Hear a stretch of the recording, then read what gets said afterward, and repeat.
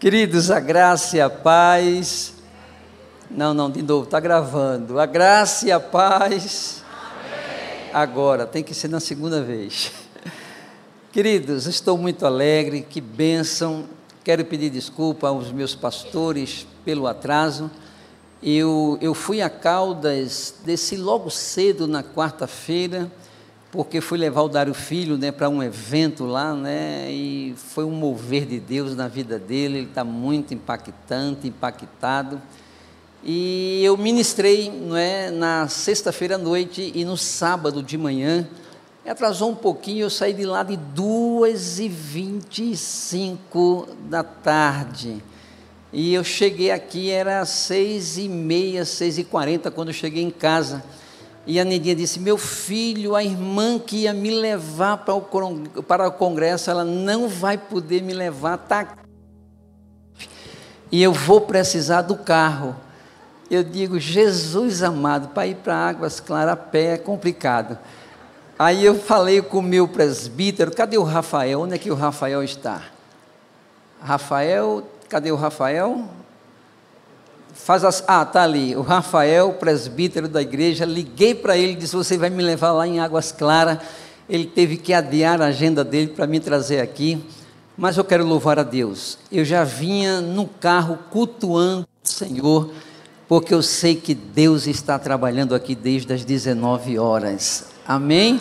Aquilo que vai vir aqui é somente complemento de tudo aquilo que Deus já falou com vocês, amém? Parece que o microfone está falhando, pastor Silvio. Esse microfone, quando eu falo, ele está falhando. Aí o pessoal da mídia fica aí já, do som fica já organizado.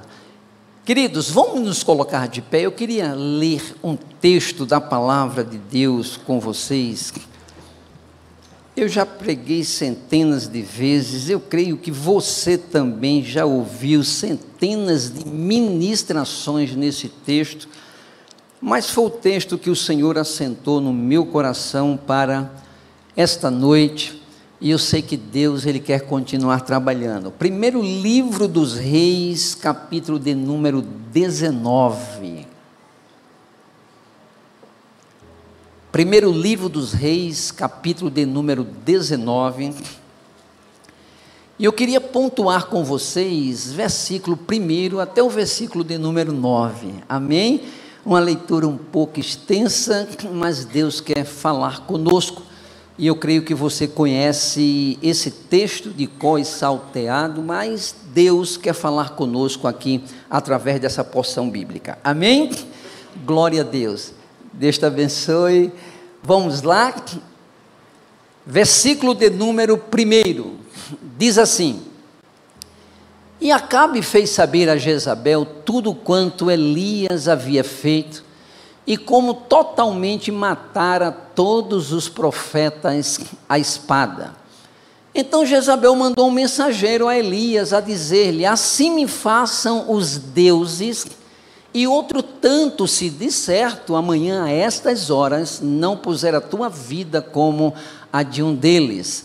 Versículo 3: porque vendo Elias, se levantou, e para escapar com vida, se foi, e foi a Berseba, que é de Judá, e deixou ali o seu moço. Versículo 4: e ele se foi ao deserto caminho de um dia, e veio, e se assentou debaixo de um zimbro, e pediu em seu ânimo a morte, e disse: já basta, ó Senhor, toma agora a minha vida, pois não sou melhor do que meus pais. Versículo 5: deitou-se e dormiu debaixo de um zimbro, e eis que então o anjo tocou e lhe disse: levanta-te e come. Versículo de número 6: e olhou, e eis que a sua cabeceira estava pão cozido sobre as brasas, e uma botija de água, e comeu e bebeu, e tornou a deitar-se. Versículo 7: e o anjo do Senhor tornou segunda vez, e o tocou e disse: levanta-te e come, porque muito comprido te será o caminho. Versículo 8: levantou-se, pois, e comeu e bebeu, e com a força daquela comida caminhou 40 dias e 40 noites até Horebe, o monte de Deus. Último texto, toda a igreja comigo, 1, 2, 3, vai.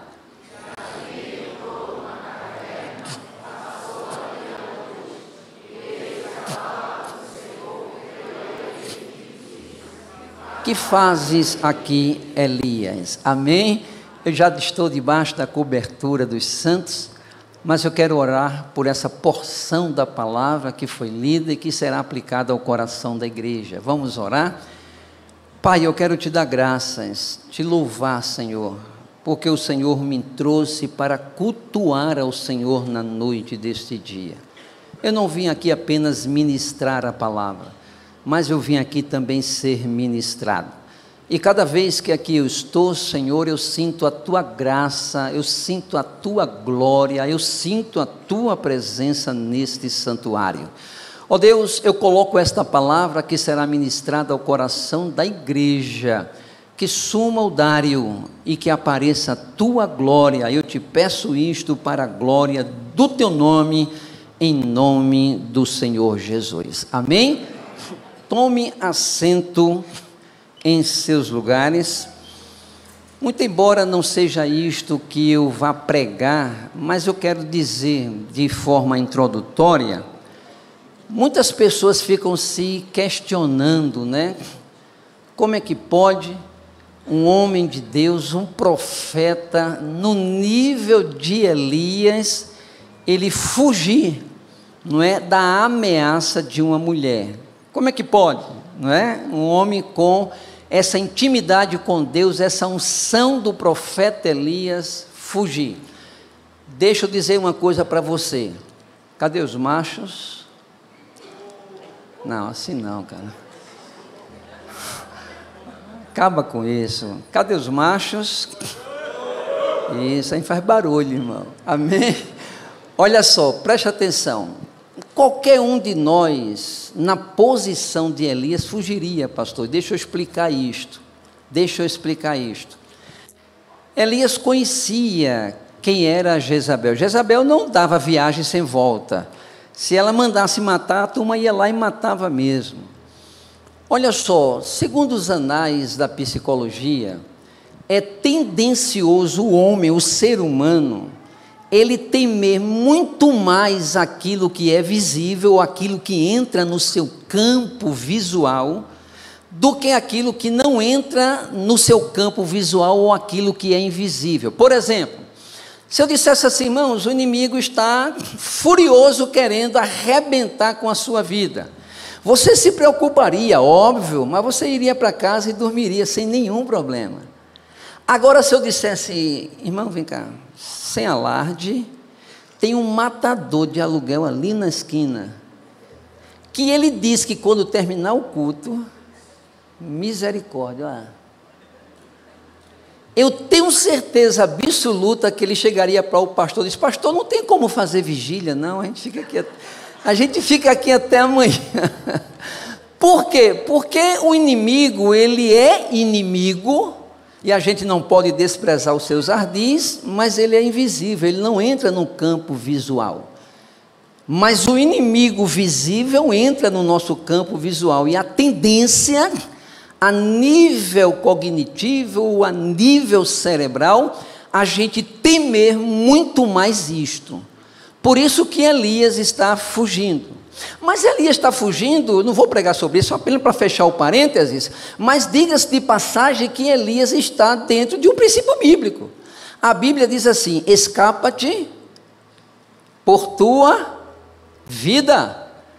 Ora, se eu sei que tem alguém querendo me matar, fugir, não é pecado, muito pelo contrário, eu tenho que fugir. Eu tenho que escapar pela minha vida. Então, a questão de Elias, a gente não pode dizer que ele foi frouxo, ou dizer que não, mas Elias, ele está dentro da normalidade.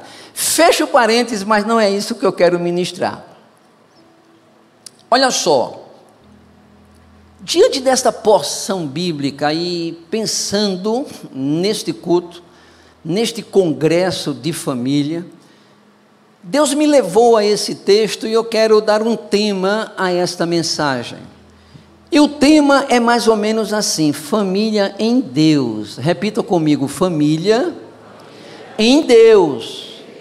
Não é família em qualquer um, é família em Deus. Essa família em Deus, ela vence as crises que as leva as cavernas existenciais. Todos nós somos passivos disso, e eu quero explicar isso no texto. Mas quando nós estamos em Deus, se não der glória, misericórdia, se não der glória, viu? Todas as crises, elas serão vencidas para a honra e para a glória do nome do Senhor Jesus. Amém? Pode bater palma. Agora olha só uma coisa, antes que eu trabalhe esse tema, eu preciso, de forma lacônica, breve, eu preciso fazer 2 perguntas, óbvio que sem exigir resposta, mas eu preciso fazê-las para que compreendamos aquilo que Deus quer e deseja falar conosco. A primeira pergunta é a seguinte: qual é a ideia que nós temos? Qual é a ideia que nós temos de caverna dentro das nossas experiências como famílias? É a primeira pergunta. Qual é a ideia que você tem de caverna diante das suas experiências como família? O que é que você entende por isto? E a segunda pergunta é: o que é que circunda o teu mundo cognitivo, as ideias, quando se fala em caverna? Quando se lê, por exemplo, esse texto aqui de Elias, que Elias entrou na caverna. Como é que você encara isso? Como é que você vê esta questão aqui? Então fique com 2 perguntas para que nós possamos trabalhar esse texto. Agora vejam só, nós podemos entender isto aqui, que Elias, como qualquer um de nós, podemos sim entrar em cavernas existenciais. Eu tenho a minha caverna, vez por outra, e você também tem a sua.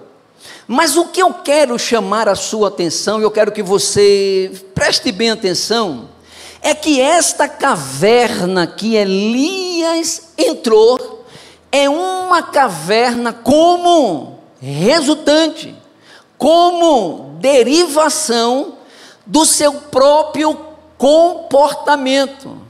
Por quê, pastor? Porque Deus não idealizou isto para Elias.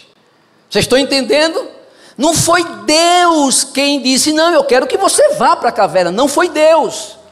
Mas esta caverna aqui de Elias, ela está aqui como derivação do próprio comportamento de Elias.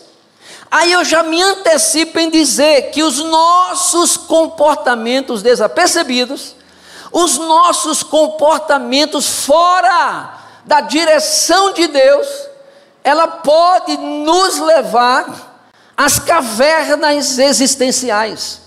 Agora, olha como isso é sério. Eu estou aqui num congresso de família.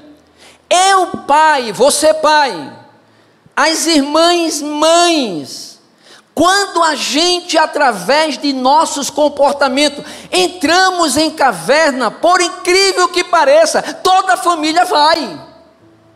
Pastor, eu não concordo com o senhor. Eu também concordo com você. Mas a Bíblia, ela vai dizer lá em Lucas, capítulo 6, verso 39, ele diz assim: porventura pode o cego, artigo definido, porventura pode o cego guiar outro cego? Aí depois ele faz uma outra pergunta: porventura não cairá ambos na cova? Então significa dizer que se eu, como líder da minha família, se eu cair no buraco, há uma probabilidade muito gigantesca de todos os demais também caírem. Está pegando aí? Porque esta caverna existencial de Elias, ela é uma derivação do comportamento dele. Então fica com isso aqui. Agora olha só, Elias, arquetipicamente, de arquétipo, que são noções, que são ideias que a gente faz. Elias se torna Elias, e eu também posso me tornar um Elias. Elias é Elias e pode ser eu. Elias é Elias e pode ser qualquer um de nós. E nós podemos agir da mesma forma. Agora, olha aqui para mim. O que é que vai levar Elias a esta caverna existencial? Diga assim comigo: a crise existencial. Agora vamos fazer uma outra pergunta, pastor Dário, e o que é uma crise existencial? Segura aí. A crise existencial é a perda da identidade. Ela pode ser algo rápido, como pode ser algo duradouro. Então o que é uma crise existencial? É a perda da identidade. Agora vamos fazer uma outra pergunta, pastor. E por que é que nós perdemos ou podemos perder a nossa identidade? Segura aí. Todas as vezes que nós acreditamos que toda a nossa vida ela está sob o nosso controle e sob o nosso domínio, a gente passa a acreditar que a gente tem controle de tudo. Que a gente tem controle dos filhos, que a gente tem controle dos problemas, que a gente tem controle do cônjuge, a gente acredita que a gente tem controle. Aí de repente algo sai do eixo.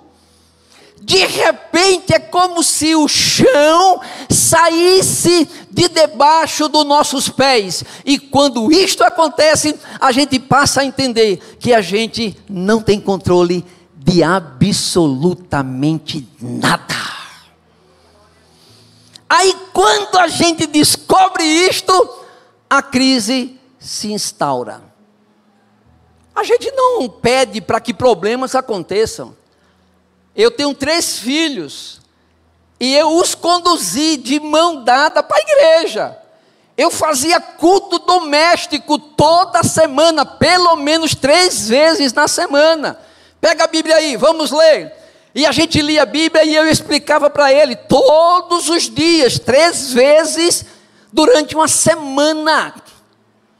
Mas meus filhos me deram muito trabalho. Mas muito trabalho. Pense nos filhos que dá trabalho. Pensou? Multiplica por 3. Os meus filhos deram muito trabalho. Eu já contei isso aqui para vocês. E isto se tornava peso, e se tornava crise.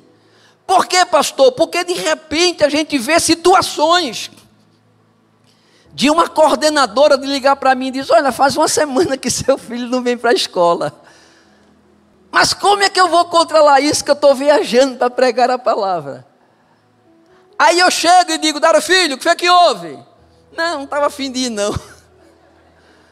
E o que é que você vai fazer? Você senta para conversar, aí uma semana ele volta para a igreja, volta para a aula. A gente não conta com isso, meu irmão. Mas estas coisas acontecem, por quê? Porque a vida não é uniforme. A gente não tem como controlar a vida ou amarrar as pontas da vida e dizer assim: a partir de agora nada vai dar errado. A gente não tem como fazer isso. A crise existencial, ela se instaura quando a gente percebe que a gente pensava que tinha controle e a gente não tem controle de absolutamente nada. E são as crises existenciais que, se a gente não tiver cuidado, ela vai nos levar para as cavernas existenciais. Eu trato família todos os dias, trato família e eu vejo a situação que eles entram por causa de situações que fogem ao seu controle. De repente eu possa estar ministrando aqui, pessoas aqui dentro do santuário, e através da mídia ou das mídias da igreja estejam passando por essa situação. Sabe aquela situação que a gente diz assim: Deus, e agora? Eu não tenho o que fazer, e agora? Fugiu do meu controle.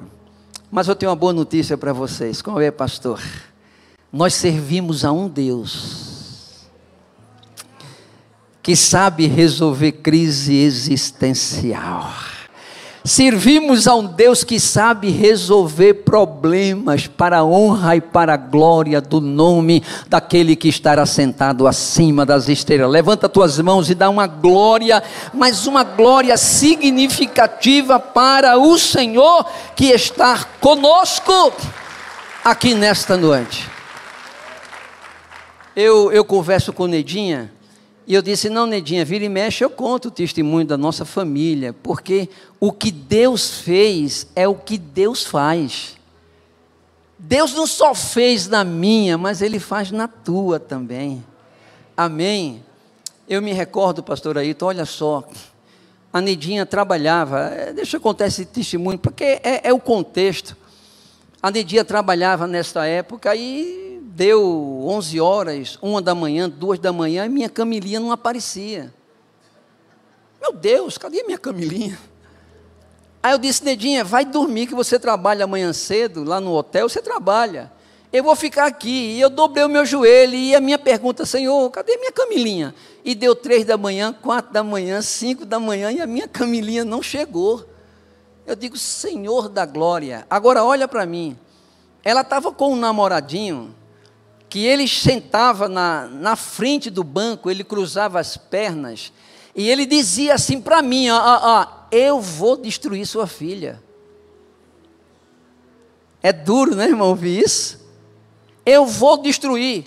A gente estava em casa, e a minha cunhada lá de Fortaleza ligou e disse, Dário, olha aí no iogurte, né, que não era, né, na época era o iogurte, Danone, era para tu ter como demorar, como faz tempo. E quando eu abri, ele tinha feito uma figura, ele e a minha filha sentados num túmulo, olha só, no cemitério, no túmulo, e a frase, ela é minha.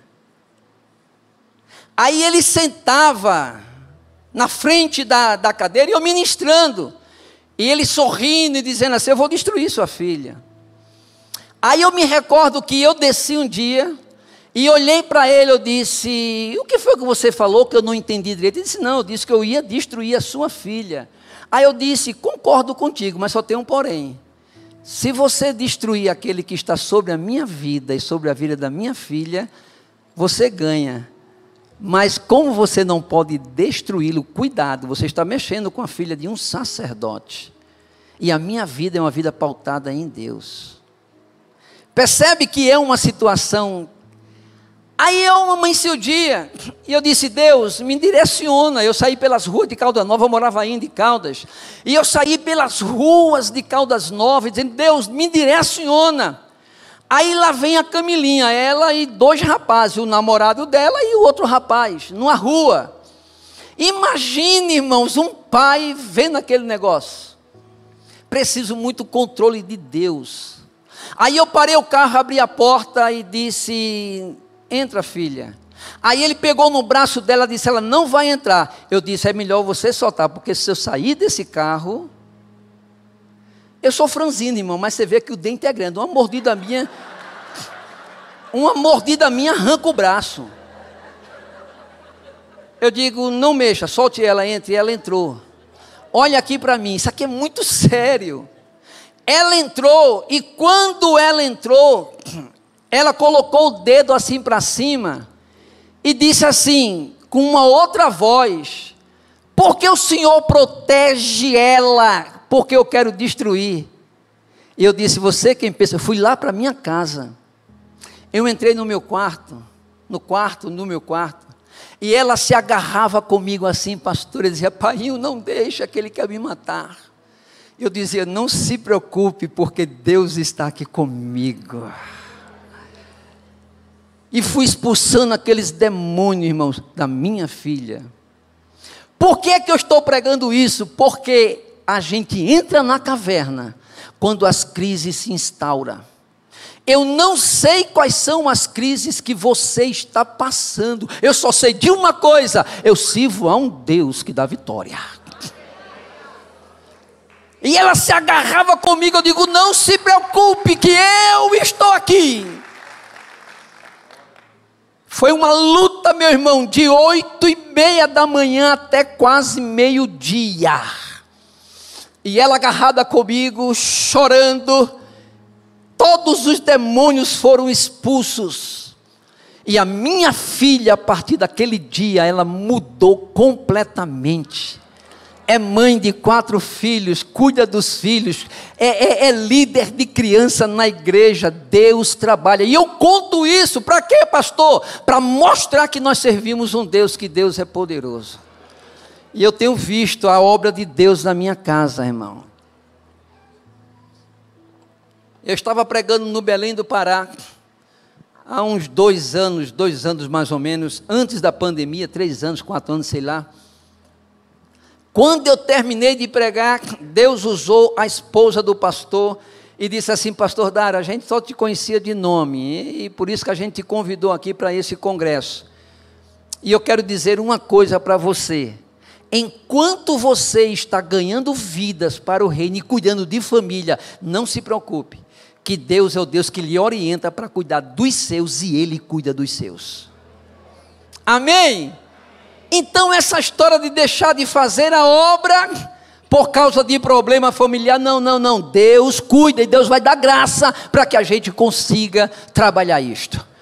Agora, olha aqui para mim, eu não tenho como sair da caverna se eu não souber o porquê eu entrei. Não é lógico, não é lógico. Eu não tenho como sair da caverna existencial se eu não souber o porquê eu entrei.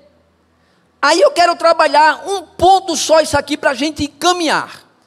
Primeiro, nós precisamos entender que o entrar na caverna, que estamos chamando de crise existencial, pode ser entendido como um momento no qual percebemos que os esquemas mentais construídos já não servem mais para o enfrentamento da situação atual. Deixa eu repetir isso para você gravar. Por que é que a gente entra na caverna, pastor? É quando a gente começa a descobrir que os esquemas que nós temos aqui, eles já não servem mais para lidarmos com essa situação nova que surgiu. Presta atenção, porque eu quero que você entenda isso aqui. Quando eu falo de esquemas mentais, eu quero explicar isso aqui bem devagar para que você assimile. Eu estou falando de construtos. O que são construtos, pastor? São esquema mental. Esses esquemas mentais, eles servem para interpretar aquilo que nós estamos assimilando do novo. Então ele assimila e ele interpreta. Quem entendeu, diga amém. Então todos nós temos esses construtos. Aparece uma situação, há uma apreensão dessa situação e uma interpretação. Quem faz isso são esses esquemas. Todos nós temos. Só para vocês terem ideia, o Piaget, ele trabalhou com desenvolvimento infantil, e ele vai trabalhar com 3 grandes teorias acerca disto. A primeira teoria é a teoria da assimilação. O que é uma assimilação, pastor? A assimilação é quando há uma percepção da situação, a gente assimila a situação. Agora, quando é uma assimilação do cotidiano, nada faz efeito. Mas quando acontece a assimilação do novo, é uma situação nova que você nunca vivenciou dentro da sua família. Quando você assimila, há um desequilíbrio emocional. Quem entendeu até aqui, diga amém. Aí o que é que acontece? A própria mente, a própria estrutura mental vai dar conta da segunda grande teoria piagetiana, que é a acomodação. O que é acomodação, pastor Dário? É um novo esquema que a mente constrói para juntar-se a esse esquema já existente para tratar o novo. Quem entendeu, diga amém. Olha só como Deus é fiel. Eu nunca enfrentei uma situação nova, nem você, mas fique em paz, porque Deus fez o nosso sistema mental para resolução até do novo, e isto chama-se acomodação. Então não se desespere, Deus vai criar um novo esquema para que você possa assimilar o novo e resolver. Aí quando você resolve com esse novo esquema, é o que o Piaget vai chamar de equilibração ou adaptação. Então a vida é assim. A gente vai experimentando novo, a gente se desorganiza, aí um novo construto é criado, que é a acomodação, e a gente se equilibra novamente, e a gente vai caminhando, aí acontece outra situação que a gente nunca vivenciou, aí vai haver uma assimilação, há uma desorganização, mas há uma acomodação e uma equilibração novamente. A vida é exatamente desta maneira. Então não tenha medo de situações novas que você está aí assustado ou assustada. Por quê? Porque Deus criou você com todo o aparato para a resolução, para que você saia dessa crise. E se você crê, levanta a mão e dá glória a Deus por isto. Então o que está acontecendo com Elias é exatamente isto. Por quê, pastor? Porque Elias, ele vivenciava uma situação corriqueira. Era comum para Elias: Deus manda fogo. Aí Deus mandava. Mas quem é que mandava fogo? Deus. Agora tem uma situação que ele diz assim: Deus manda fogo para matar a Jezabel. Aí Deus não manda. Deus, quem está falando aqui é Elias. Eu desafiei os profetas de Baal e o Senhor mandou fogo. E por que o Senhor não manda fogo para Jezabel? Não é assim que a gente faz? A gente diz assim: Deus, a minha família é do Senhor. Eu sou fiel ao Senhor. E por que é que eu estou passando por essas crises? E por que é que eu estou enfrentando essas crises? Aí a resposta de Deus é: porque esse esquema é um esquema para o cotidiano e você está experimentando o novo. Mas ouça o que eu vou dizer: Deus permite o novo. Para quê, pastor? Para o crescimento da família. Se o novo não acontecer, a família não cresce. Se a crise não se instaurar, a família não cresce. Isto está dentro da normalidade. Eu recebi a semana passada uma esposa que me procurou e ela disse assim: doutor, nós estamos vivenciando uma crise muito forte na nossa família. E eu perguntei: posso saber qual é a crise? Ela disse assim: olha, eu tenho um filho, somente um filho, pastor Silvio, somente um filho. Criamos esse filho com tanto carinho e com tanto amor. E esse filho foi criado com tudo. Eu não estou falando com preconceito, eu estou citando um fato. E ela disse: ele se declarou homossexual. Ele me chamou e disse: eu venho lutando com isso, mas agora já estou com 19 anos e eu quero declarar. E isso aqui é novo para a gente. E ela disse: eu quero que o senhor cuide dele. Aí eu disse: mas você quer que eu cuide dele para quê? Eu preciso saber o que é que você quer. Não, para que ele deixe esse negócio. Aí eu disse: mas você percebe que isso aqui não é com você, isso é com ele. Esse problema é com ele. Eu vou trabalhar com ele para saber o que é que está acontecendo. E eu comecei a trabalhar com esse jovem. Não estou abrindo sigilo terapêutico, porque não estou falando o nome, apenas dando um exemplo. E eu conversei com ele, é a terceira sessão que eu estou com ele, eu conversei com ele, ele disse assim: Eu posso fazer uma pergunta para o senhor, doutor? Eu disse, posso. Ele disse, se o senhor fosse abusado dos 9 até os 13 anos, o que é que o senhor faria? Bom, eu já sei que o problema desse menino foi o abuso. E eu estou trabalhando. E a última sessão eu olhei para ele e disse, olhe para mim. Você tinha quantos anos? Ele disse, eu tinha 9, 8 para 9 anos. E eu disse, quantos anos você tem? Ele disse, eu tenho 22 anos. E isso aconteceu até os 13, 14. Rapaz bonito, forte, né? Corpo bonito. E eu disse, você percebeu que você está vivo? Você percebeu que ele é um cristão? Disse, o inimigo queria te destruir, mas você está vivo. E eu quero te dizer o seguinte, que tudo isso que você está passando, eu quero trabalhar. A decisão quem vai tomar é você, mas eu quero trabalhar. Você vai ficar comigo aqui algumas sessões, talvez 10, 15, 20, eu não sei, mas eu quero trabalhar. E quero trabalhar exatamente esse trauma. Depois que eu trabalhar esse trauma, aí a gente conversa sobre essa decisão que você tem tomado. Mas eu quero que você apenas siga. E eu chamei a mãe. A mãe foi para o meu consultório e eu disse assim, você percebe que é um novo que vocês estão experimentando? E ela disse, o que é que eu faço? Porque o pai já quer colocar ele para fora de casa. Eu digo, chame o pai que eu quero conversar com ele. E o pai veio.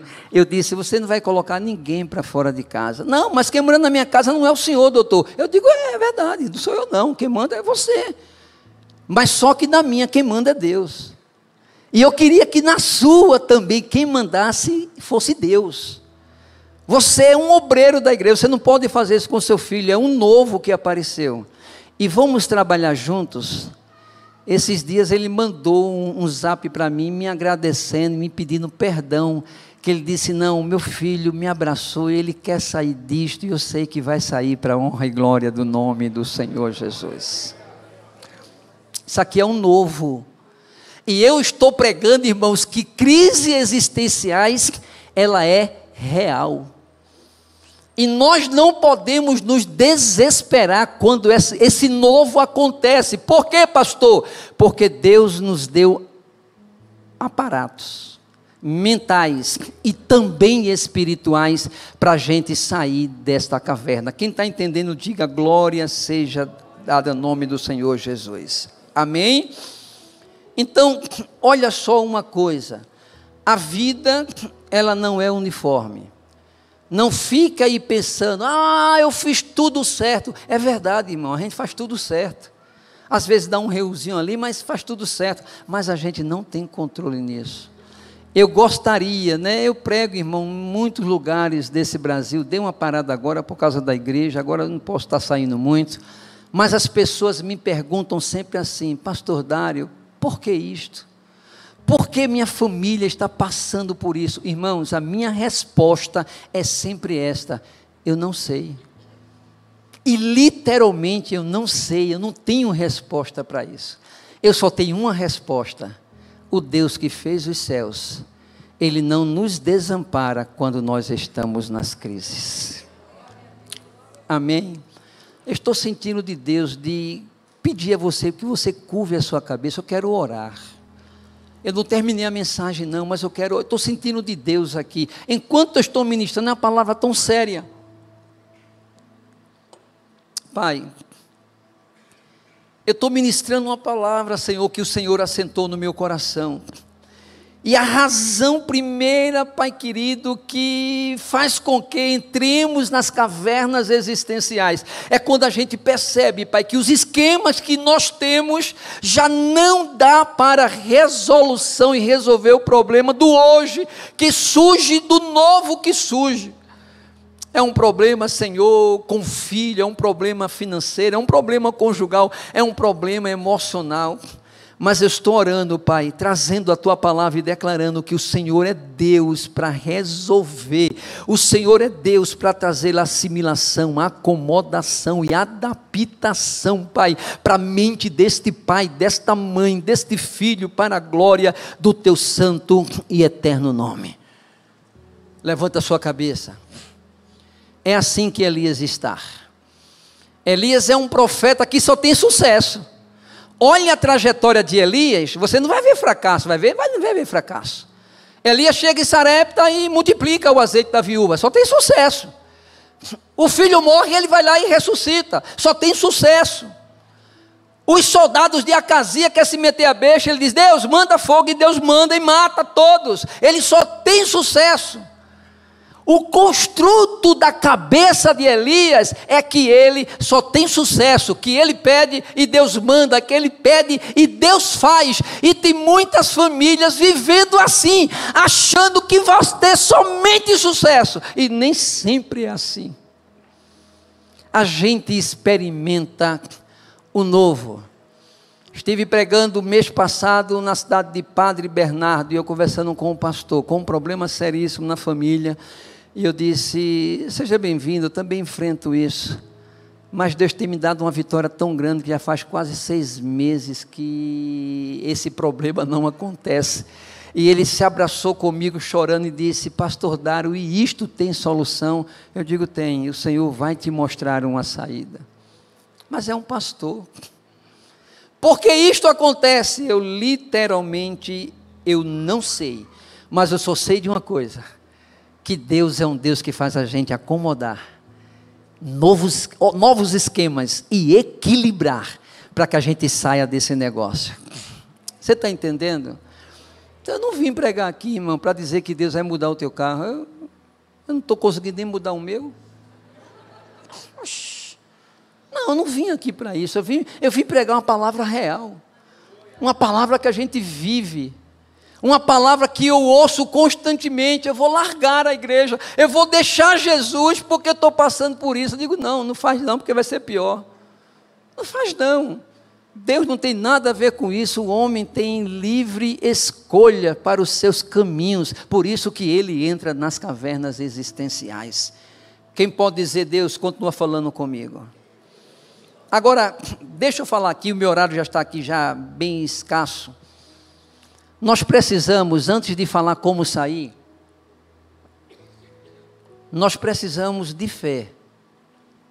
De fé. Deixa eu dar 2 conceitos de fé rápido para que você assimile aí. Pastor, o que é fé? É quando eu sou compelido pelo Espírito Santo a confiar na palavra. Isso é fé. Aquilo que a palavra diz que é real, eu tenho que acreditar. Se a palavra fala, acredite. Por quê, pastor? Porque ela é infalível, ela é inerrante, ela é e contém a palavra de Deus aqui na Bíblia. Então aquilo que a Bíblia traz como promessa, creia, isso aqui é fé. Ouça a voz do Espírito Santo dizendo, confie na palavra. Confie na palavra. Eu me recordo quando eu cheguei em Caldas Novas em 2005, irmão, era chuva, mas chuva, e Caldas Novas não tem esgoto pluvial, não tem, parece cachoeira no meio da rua, quem já morou lá se assusta.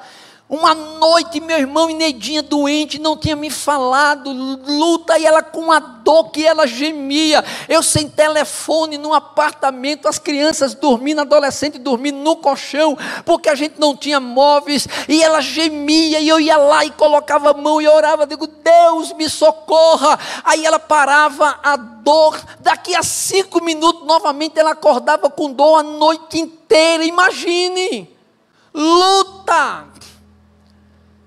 Aí eu dobrei o meu joelho e disse, Deus, eu preciso que o Senhor fale comigo.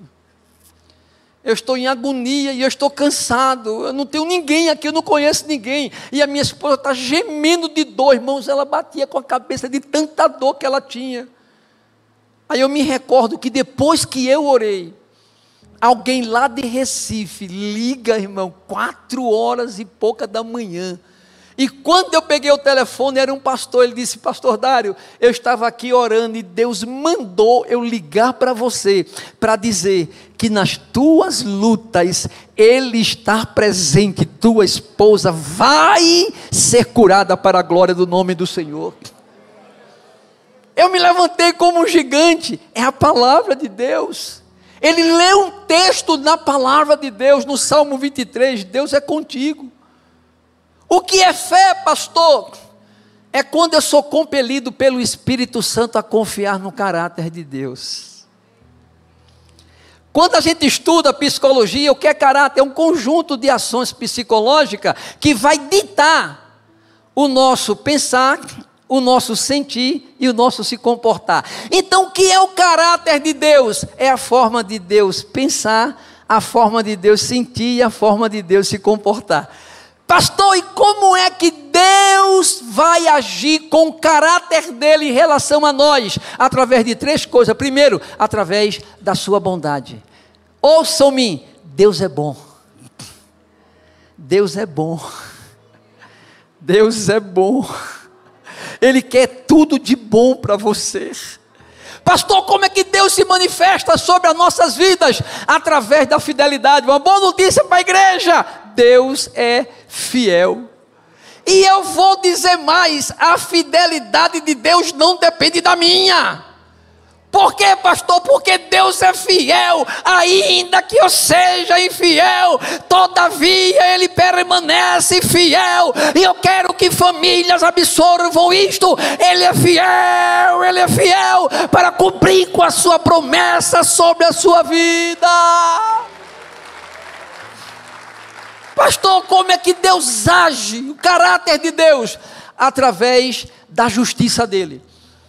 Teologicamente falando, o que é justiça de Deus? É a capacidade de Deus consertar o que se estragou. E quando Paulo fala isso, escrevendo aos Romanos, ele lembra lá do Éden. A Bíblia diz que Adão se estragou. Aí Deus vem e conserta. Como? Mandando o seu filho amado. Ouça o que eu vou dizer: Deus vai consertar tudo que não está no lugar da tua casa. Deus vai consertar. Isto é ter fé. Então confia que Deus vai fazer isto para a glória do seu santo e eterno nome. Agora deixa eu fechar a mensagem. Pastor, como é que Deus vai fazer com que eu saia desta caverna? Primeira coisa, diga-se comigo: para sairmos da nossa caverna existencial, precisamos ouvir a voz secreta do Espírito Santo, convidando a rever nossos valores em Deus. Coloca para mim aí o versículo 9, lá o versículo 9, nós vamos ler a última sentença. Coloca aí para mim, o versículo 9 do texto que a gente leu de 1 Reis 19, versículo 9. Leia comigo a última sentença que fazes aqui. Vamos lá? 1, 2, 3, vai. 1, 2, 3. A gente só sai da caverna se a gente conseguir ouvir a voz do Espírito Santo. E a voz do Espírito Santo é exatamente essa. O que é que você faz aqui? Eu não projetei isso para você. Que fazes aqui, nesse desânimo pleno, completo? Não, eu não projetei você para isso.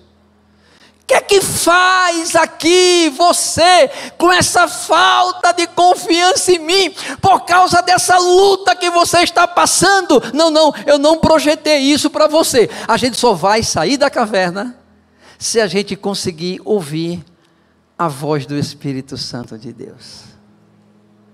O que fazes aqui? Olha, irmão, eu vez por outra eu entro nas cavernas. As lutas começam a se avassalar e eu entro nas minhas cavernas. E eu me recordo, eu vou contar aqui um testemunho. Está fazendo 2 meses, não, 1 mês e meio. Uma luta, irmão, luta financeira. E precisando arrumar um monte de coisa, inclusive na igreja, a igreja nascente. Eu ia pegar o telefone e ligar para o pastor Silvio, para o pastor Aldenor, para dar. Aí eu subi, me acordei 4 horas da madrugada, e eu fui lá para o meu escritório, e eu disse: Deus, esse negócio foi o Senhor que mandou fazer, e eu preciso da sua emergente, urgente mão, eu preciso, senão eu vou me arrebentar. Aí Nedinha acordou e ela disse: o que foi? Eu disse: não, eu estou aqui orando, alguns problemas aqui na minha cabeça e Deus me fez acordar. E ela disse: mas o que é? Eu disse: não, aqui nós temos que pagar o aluguel da igreja, um monte de coisa, e o dinheiro não chegou, e eu estou aqui um pouco preocupado. Aí ela disse: vamos dormir? Eu disse: não, deixa eu aqui conversando com Deus e vá. E eu fiquei ali, ela deitou-se, eu fui conversar com Deus. Isso era 4:30 da manhã, quando deu 6:30, eu estava indo orando. Aí o meu celular tocou. Uma irmã disse: pastor Dário, está sentado ou está em pé? Eu disse: estou sentado. Ela disse: eu tenho uma notícia boa para o senhor. Eu vi que o senhor saiu do culto preocupado, o senhor conversou com a gente. Eu fui para uma igreja e lá tinha um sorteio, alguns sorteios, e dentro desse sorteio tinha uma televisão de 50 polegadas, ou era de 500, não sei. E não é que eu ganhei essa televisão e eu estou doando para a igreja. Olha, irmãos, a gente nem sorteou e praticamente o sorteio está quase tudo vendido. Algumas pessoas, lógico, não, eu quero. Alguns amigos, eu quero. Só para os irmãos terem ideia, vai gerar mais de 20 mil reais para a igreja. Quem estava precisando de 7? Quem está entendendo, irmãos? Eu quero que você ouça a voz do Espírito Santo dizendo: por que você está assim? Por que é que você está aí nesse negócio, nesse desânimo, por causa desse problema? Eu sou maior do que isto. Oh, aleluia. Agora, pastor Dari, como é que isso se adensa? Como é que isso se adensa? E como é que isso na prática acontece? Primeiro, rapidinho. Vamos ouvir a voz secreta do Espírito Santo e sair da caverna quando descobrirmos onde Deus está em meio às nossas crises. É mais ou menos assim: a crise está aí? Está, pastor. Então pare de olhar para ela e tente identificar Deus nela. Deixa eu repetir. Por que é que nós ficamos assim, pastor? É porque a gente dá uma atenção maior à crise. Olha a choraminguela de Elias. Todo mundo morreu e só eu fiquei. Quem foi que disse? Você está mal informado. Eu conservei 100. Larga a mão de ser besta. Não fica aí com esses pensamentos disfuncionais, achando que não tem solução. Eu quero que você tire os olhos da crise e identifique: porque eu estou aqui. Aleluia. Olha o versículo 11 e 12, vamos ler? Versículo 11 e 12, coloca aí na tela para mim, em nome de Jesus. Leia comigo, versículo 11, 1, 2, 3, vai.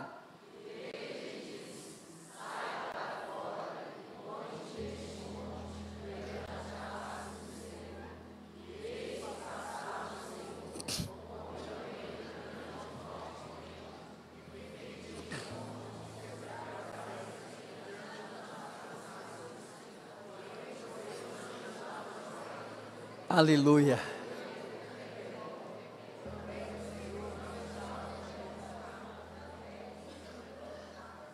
Olha aqui para mim.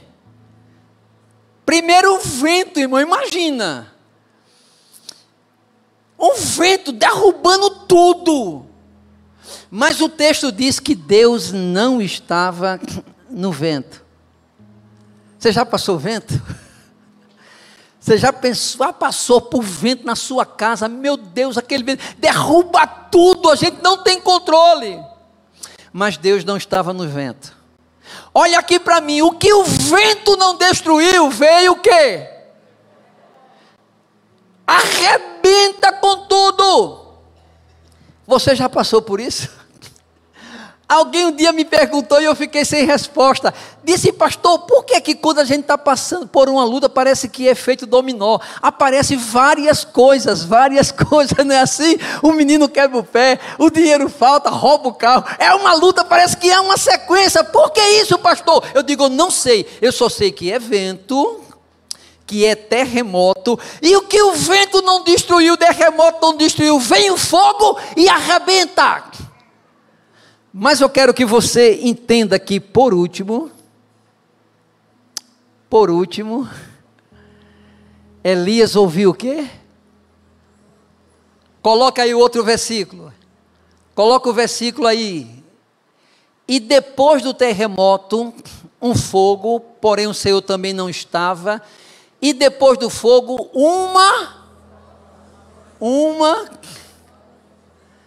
eu estou sentindo a glória do Senhor aqui. Sabe o que é que Deus quer que eu fale para a igreja? Não te preocupa com o terremoto, não. Não te preocupa com o vento, não. Não te preocupa com o fogo, não. Por quê, pastor? Porque o mais importante não é nada disso, mas é a voz mansa e suave. É Ele dizendo: eu estou aqui. Eu estou aqui. Eu quero declarar que tu vai sair daqui mais forte. Mais forte.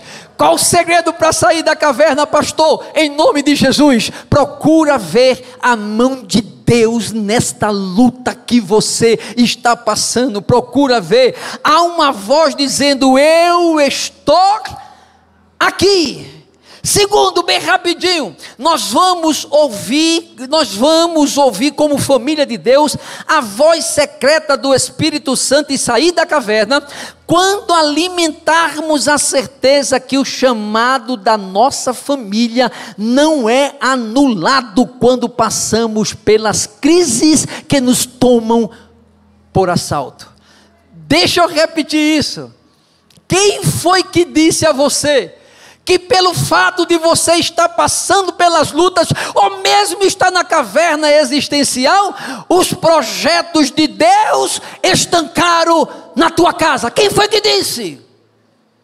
Eu vim como profeta para dizer: ainda com lutas, o projeto de Deus continua. O projeto de Deus continua. Adore a Ele. O projeto de Deus continua na tua casa. Deus vai continuar te usando. Deus vai continuar usando teus filhos, mesmo com as lutas. Me prova isso, pastor. Coloca o versículo 15 e o versículo 16 de 1 Reis 19. Versículo de número 15, vamos ler? Olha o versículo 15. E o Senhor lhe disse a quem? Diga a quem estava na caverna. Está vendo que Deus fala com quem está na caverna? Aí Deus disse: vai, volta pelo caminho para o deserto de Damasco. Vem e faz o quê? Não, mais forte, faz o quê?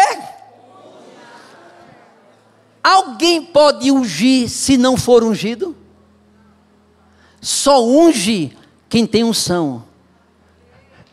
Ele está na caverna, mas a unção não saiu. Ele está na caverna, mas a unção está aí.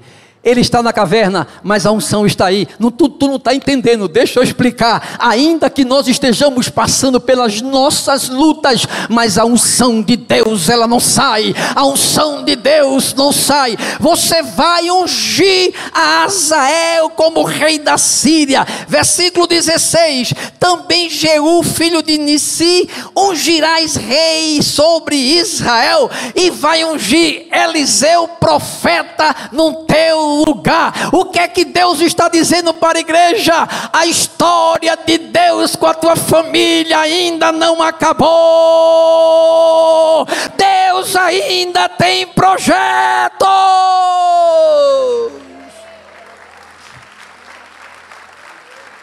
Aí o Dário Filho foi lá para os legendários para receber o legem, porque já é Dário, né?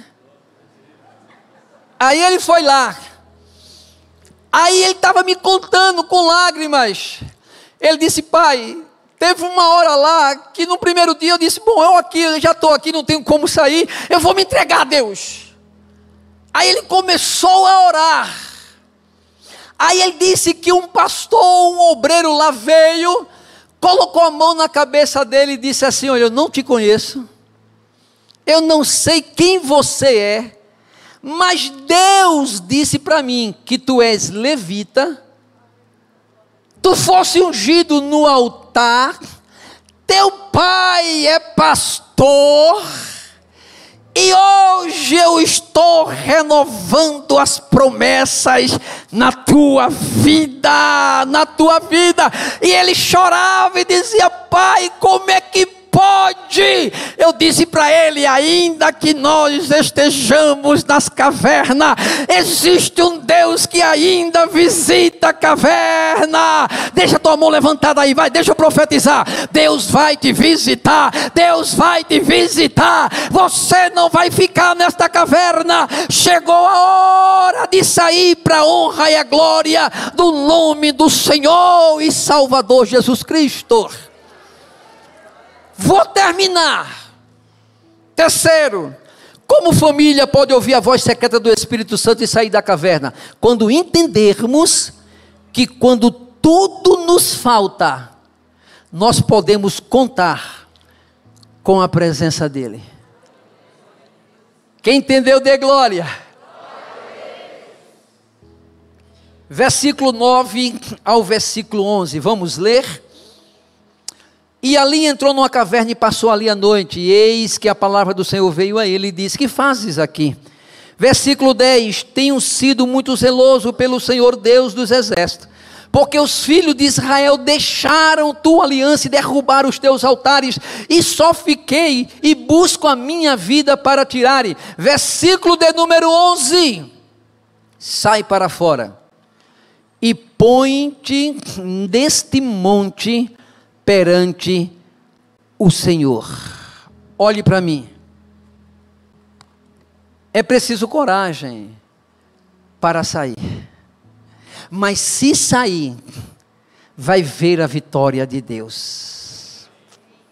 É preciso coragem para deixar a acomodação da caverna. Mas quem sai, vai ver as mãos de Deus sobre você.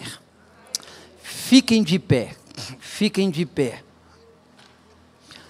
Eu queria fazer duas coisas, pastor, com a permissividade do Senhor, dos pastores da igreja. Eu sou um homem muito respeitoso. Se o pastor Delcio não faça, eu não faria. Mas eu quero fazer duas coisas, aquilo que Deus coloca no meu coração. Primeira, eu não sei se você chegou aqui na noite desse dia, e você ainda não faz parte desta família Filadélfia. Você que ainda não é evangélico. Você veio a convite para este simpósio, para este congresso de família, e talvez você tenha vindo dizendo: Deus, eu vou lá para ver o que é que o Senhor quer comigo. A primeira coisa que eu quero fazer, com a permissividade dos meus pastores, eu quero fazer um convite. E que convite é esse, pastor? É o convite para fazer parte dessa família que vai morar com Deus. Há alguém nesta noite que quer entregar a vida para Jesus, ou que talvez já tenha sido um cristão evangélico e tenha se afastado? Eu não chamo desviado, eu chamo afastado. O desviado é aquele que nunca chegou no alvo. Você um dia chegou e se afastou, mas hoje você está tendo a oportunidade da parte de Deus de render-se ao Senhor novamente. Eu tenho tido essa experiência dentro da minha própria casa com Dário Filho. E se você quer, se você está aqui nessa condição, eu quero que você levante uma de suas mãos, porque eu quero orar. Já estou debaixo da permissividade. Alguém que nessa noite quer entregar a vida para Jesus? Sair dessa caverna, tem alguém que quer fazer isto? Não é? Eu estou aqui olhando, às vezes o reflexo da luz não me deixa, mas tem alguém que quer fazer isso? Levanta as suas mãos. Não, pelo menos eu não estou identificando. Talvez todos já sejam servos e servas do Senhor. Mas agora eu quero fazer a segunda oração. Eu preguei uma mensagem simples, conhecida da igreja. Uma mensagem acerca das crises existenciais que nos levam às cavernas existenciais. E eu quero orar por famílias aqui nesta noite. E quem está pregando não prega teoria não, eu já vivencio isso constantemente. Mas eu quero dizer uma coisa para você, Deus tem me feito vencedor. Pastor Dário nunca vai desanimar em fazer a obra do Senhor. Por causa de lutas, quer seja na igreja, com a família, eu nunca vou deixar. Por quê? Porque eu fui chamado para isto. E eu quero orar. Você que chegou aqui e está dizendo, pastor Dário, eu estou nessa crise, eu estou nessa caverna. Mas hoje Deus quer tirar crentes da caverna. Sai do seu lugar e venha para cá. Cadê a rede de louvor, a equipe de louvor?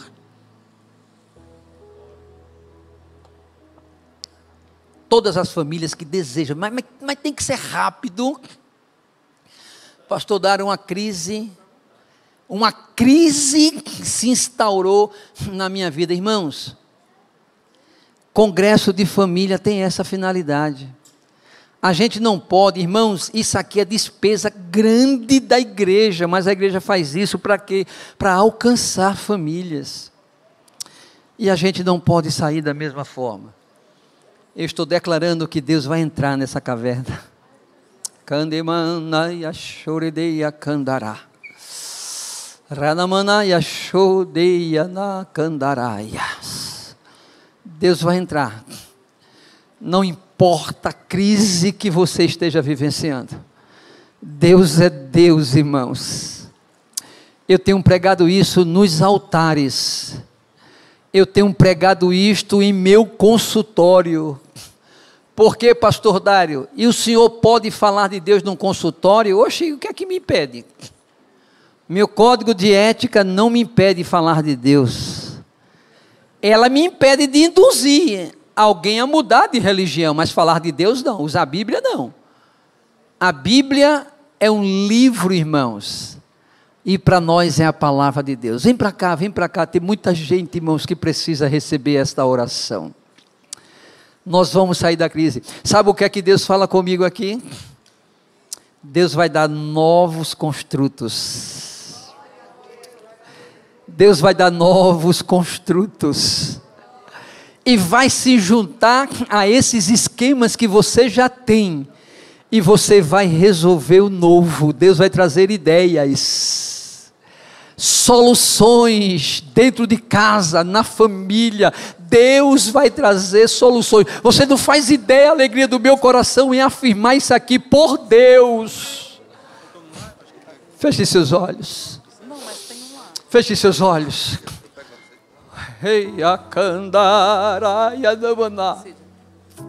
Visita teu povo agora, Pai. Visita teu povo agora. O Senhor é o Deus que tira da crise. O Senhor é o Deus que tira da caverna. Eu quero que teus filhos ouçam agora a voz do teu Espírito dizendo: o que fazes aqui? Deus não lhe projetou para cavernas.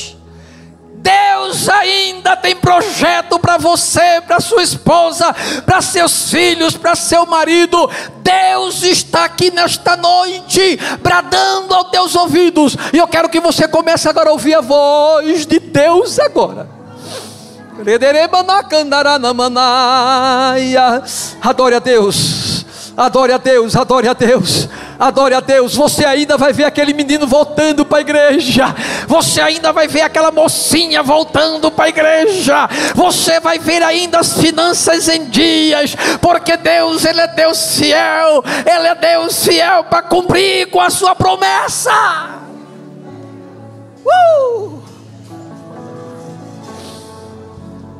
Vem aqui, Pai, vem aqui, vem aqui, vem aqui. Nós não temos pressa do Senhor trabalhar em nossas vidas. Nós estamos em um congresso de família, e as suas famílias precisam ser alcançadas pela tua palavra. Começa a ouvir agora a voz de Deus.